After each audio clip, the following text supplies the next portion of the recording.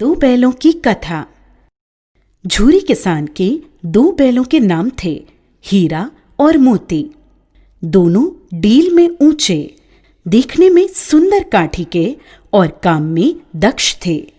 बहुत दिनों से एक साथ काम करते करते रहते रहते दोनों में भाईचारा हो गया था।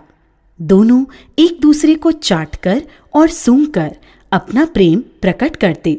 कभी कभी दोनों सींग भी मिला लिया करते थे, विग्रह के नाते नहीं, केवल विनोद के भाव से, आत्मीयता के भाव से।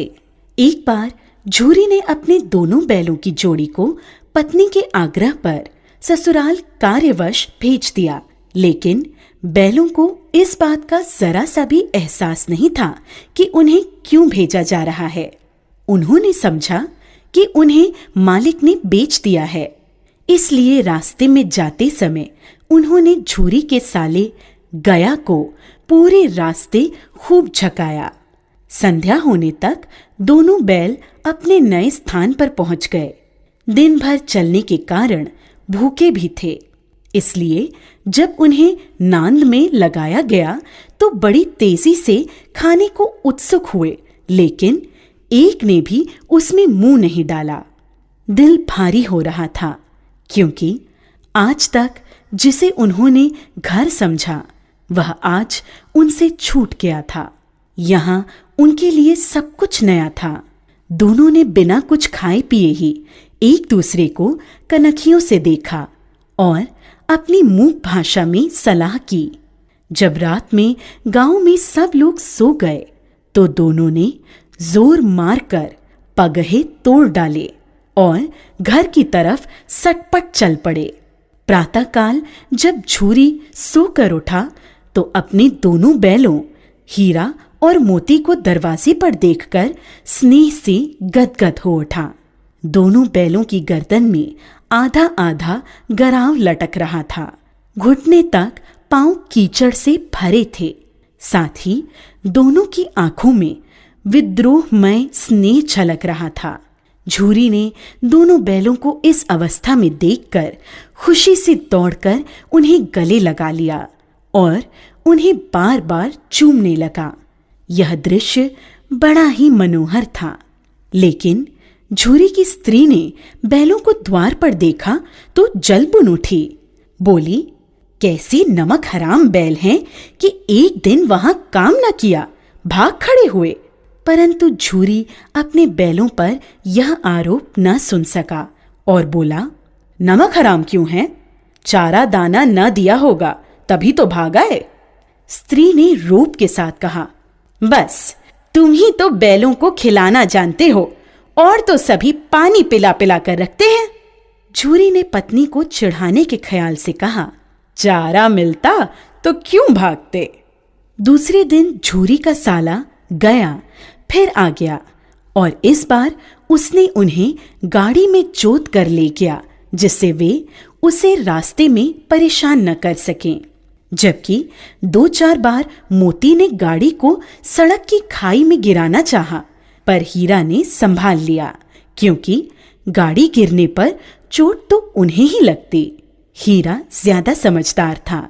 संध्या समय घर पहुंचकर दोनों को मोटी रस्सियों में बांधा गया और कल की शरारत का मजा चकाने के उद्देश्य से उन्हें फिर वही सूखा भूसा दिया गया, जबकि अपने घर के बैलों को खली, चूनी सब कुछ दिया गया।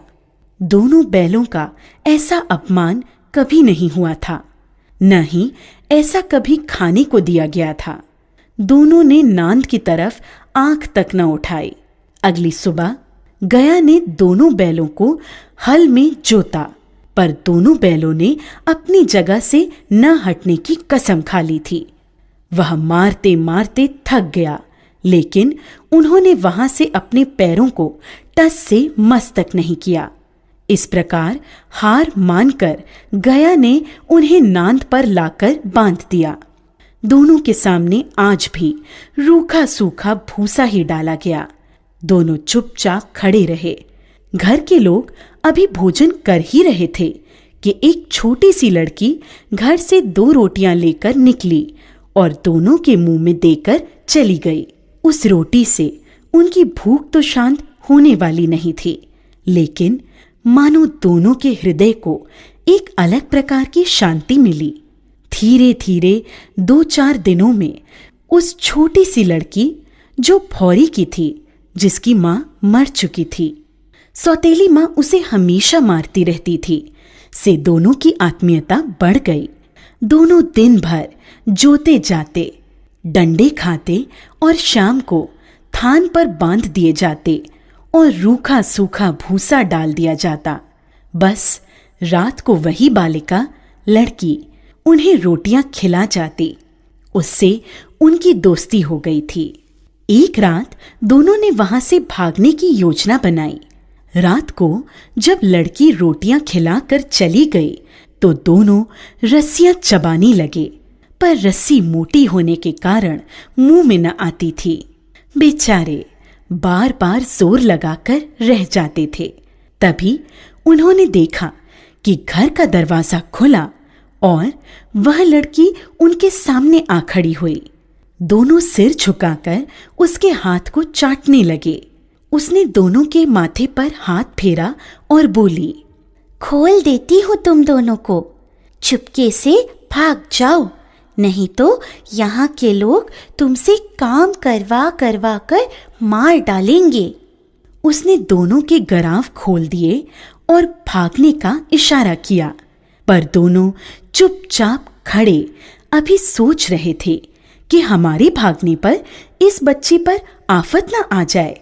तभी वह चिल्ला पड़ी, दोनों फूफा वाले बैल भागे जा रहे हैं। ओ दादा, दोनों बैल भागे जा रहे हैं, जल्दी पकड़ो। यह सुनते ही दोनों वहां से भाग निकले। गया घबराकर घर से बाहर आया और भागते हुए बैलों का पीछा करने लगा। दोनों बैलों ने भागने के चक्कर में इतना भी ध्यान नहीं रखा कि वे रास्ता भूल गए थे और भूख से व्याकुल हो रहे थे। अभी उन्होंने आजादी की सांस भी पूरी तरह नहीं ली थी कि देखा, अरे यह क्या, कोई सांड दौड़ता चला आ रहा है। सांड भी हाथी की भांति विशालकाय था।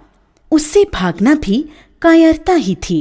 सो दोनों ने उससे सामना करना ही उचित समझा। ज्यों ही सांड हीरा पर झपटा, मोती ने पीछे से उसे दौड़ाया। सांड जब उसकी तरफ मुड़ा तो हीरा ने उसे रगेदा। इस प्रकार सांड ने झल्लाकर हीरा का अंत करने की सोची। तभी मोती ने बगल से आकर सांड की पेट में सींग भोंक दी। अचानक हमले से घबराकर सांड घायल होकर गिर पड़ा। तब दोनों मित्र विजय के नशे में उसे छोड़कर झूमते हुए आगे निकल गए। दोनों को लड़ने के कारण भूख लग रही थी। तभी उन्हें मटर का खेत सामने दिखा। मोती उसमें घुस गया। हीरा मना करता रहा, लेकिन उसने एक न सुनी। उन्होंने अभी 2-4 ग्रास खाए थे। तभी 2 आदमी लाठियां लिए दौड़ पड़े।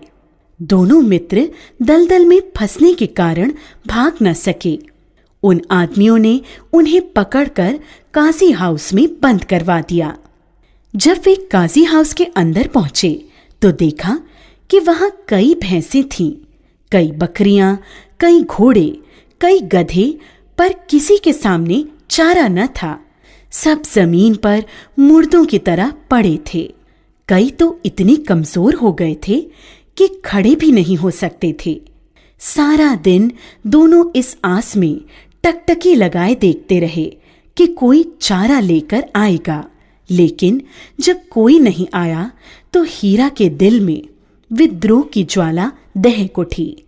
मोती से बोला, अब तो नहीं रहा जाता मोती, चलो यहां से भागने का कोई उपाय निकाला जाए। बाड़े की दीवार कच्ची थी। हीरा मजबूत तो था ही, रात का वक्त था।